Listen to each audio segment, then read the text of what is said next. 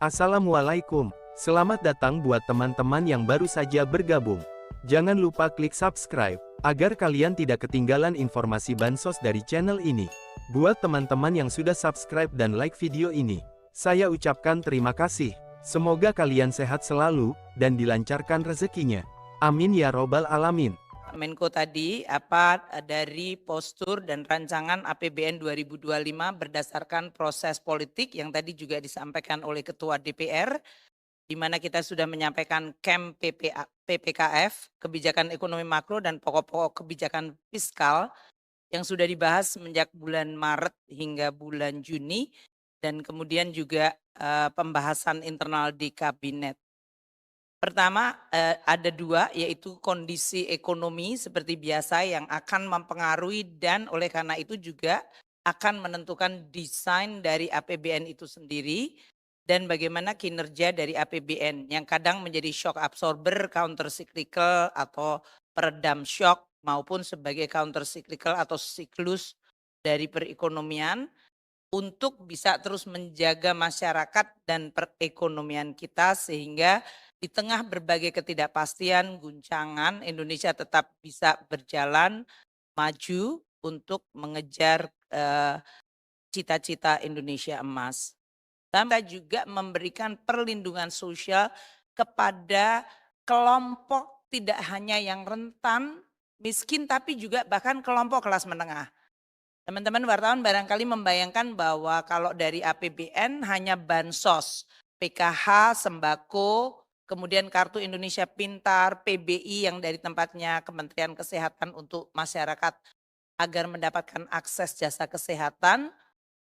Namun itu bansos itu yang kuning dan memang lebih banyak dinikmati untuk kelompok ini yang paling miskin itu adalah desil 1, 2, 3, 4. Meskipun kita lihat untuk bansos sembako juga dinikmati sampai desil 10. Kemudian tapi APBN juga memberi bantuan kepada masyarakat dalam bentuk subsidi. Subsidi dalam bentuk barang, yaitu artificially membuat harga menjadi lebih rendah. Harga-harga untuk BBM, listrik, LPG.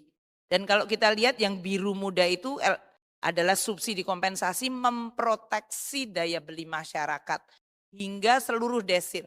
Artinya semua masyarakat, enggak yang miskin, yang menengah, dan kaya semuanya menikmati subsidi tersebut. Memang menjadi persoalan masalah sasaran. Ada lagi satu instrumen fiskal lain yang barangkali tidak familiar tapi sebetulnya penting, yaitu bahwa PPN yang dibebaskan. Jadi banyak masyarakat menganggap bahwa semua barang jasa itu kena PPN. Tapi sebetulnya di dalam Undang-Undang HPP sangat menjelaskan. Barang kebutuhan pokok, pendidikan, kesehatan, transportasi itu tidak kena PPN.